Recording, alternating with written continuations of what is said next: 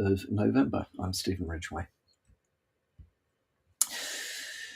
QNAP OS command injection vulnerabilities allows attackers to execute commands. So vulnerabilities in QNAP.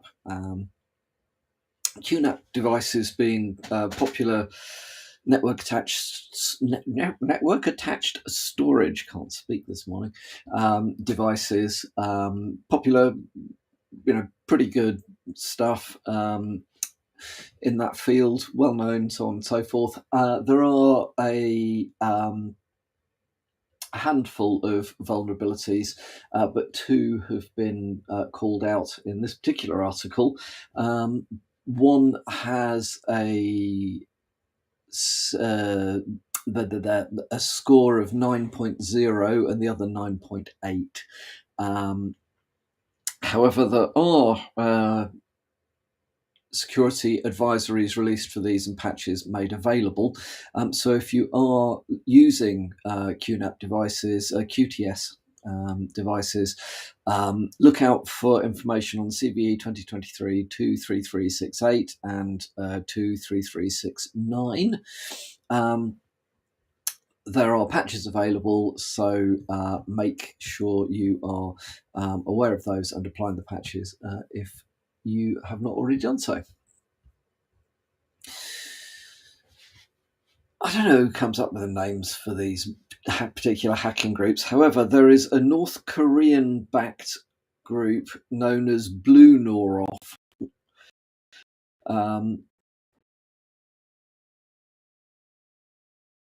Targeting customers. Mac OS malware. OS malware is being tracked as OBJ-C shells with a Z. Yeah, okay. So this particular group is financially motivated, known for attacking cryptocurrency exchanges, financial organizations, like, venture capital firms, banks worldwide, so on and so forth. There is a decent write-up on Bleeping Computer about this, with links to further information. So if you are using Macs and you are in that financial space, be aware. These financially motivated North Korean groups are well funded. Well, you know what I mean. But they are really looking to raise money for North Korean government, which is definitely not a good thing. So make sure you're prepared for those sorts of things. There are a couple of indicators of compromise in this particular article. You should be able to pull things together and identify, at least potentially identify, connections out to C2 servers and so on and so forth. Another part of the world which is very heavily involved in advanced threat. Iranian hackers are attacking education and tech sectors, aiming to steal sensitive data. Article in gbhackers.com that I came across this morning. It is talking about the group, the APT, they're calling Agonizing Serpents. I'm not sure, that will have other names. However, what we have got is a summary of some Unit 42 research based on a series of cyber attacks targeting Israeli education and tech sectors. Bear in mind, most Western countries are seen as fair game in that space, especially at the moment. So there are some very good indicators of compromise. in this article a whole swathe of hashes for particular parts of the malware chain that's in use, web shells and so on and so forth.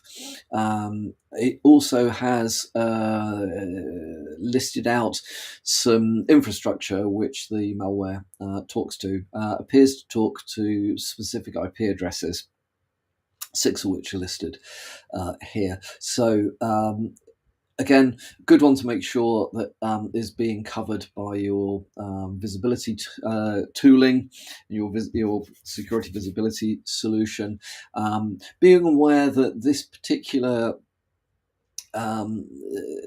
series of malware components looking to export various sorts of data, but are looking for things like ID numbers, passports, scans, emails, full addresses, so on and so forth, amongst a whole load of other stuff. So that one definitely worth keeping an eye out for. However, very good, as I say, very good write-up with good indicators of compromise to look out for.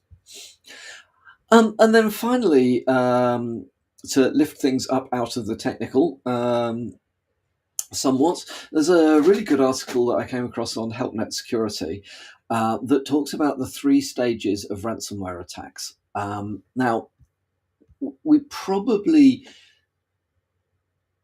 subconsciously know this stuff, but I'm not sure that we're all using this information in the most efficient way to identify when ransomware is, a ransomware attack is kicking off. So basically, the stages are establish a foothold, then escalate privileges, move laterally, i.e. spread out, and then install the ransomware and trigger the ransomware itself. So, as always, the earlier in the kill chain you can identify that you are under attack, the more successful you're likely to be in preventing or at least limiting the severity of that particular attack. Establishing a foothold is often it's often started with phishing. Now, I know we talk generally in the industry, we talk a lot about phishing, but I think it's kind of seen as being the least interesting of the areas of technical security. But there is more to protecting yourselves and your organizations against phishing than simply telling people don't click on stuff. So there are some very good technical solutions that will do the clicking for you and look to see what happens.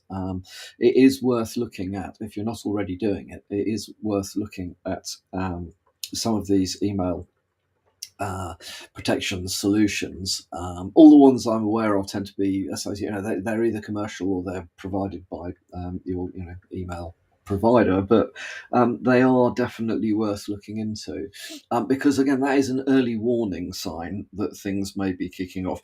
Not all ransomware is kicked off by spear phishing or very targeted phishing. Sometimes it can actually be kicked off by very generic stuff as well. So the ability to detect those things is quite important. Also talks in this article about the fact that hackers obtain information from things like public Wi-Fi centres, hotels, employee hotspots, those sorts of things, aiming to install initial ransomware components on corporate devices, hoping that the users will then later reconnect to the corporate network, where the device will have access to internal infrastructure, cloud infrastructure, whatever it may be. Again, something that I suspect we all know but tend to forget, that these public Wi-Fi networks are not inherently secure, and it is very good practice to ensure that your users or enforce with your users that they're using VPNs through these sorts of things. Now, I know this can be awkward because the captive portal stuff tends to make a mess of this. But it is possible. If you can get past the captive portal bit, it is perfectly possible to run VPNs through vast majority of these public networks, and is a very good idea to do that.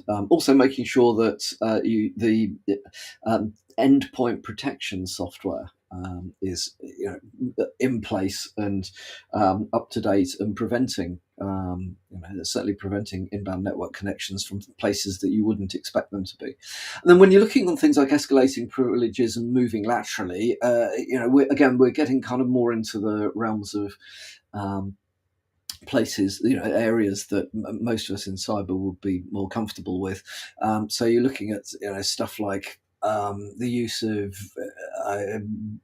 PuTTY to connect from machine to machine, or accessing website infrastructure, looking for specific DNS addresses, connecting to external cloud services.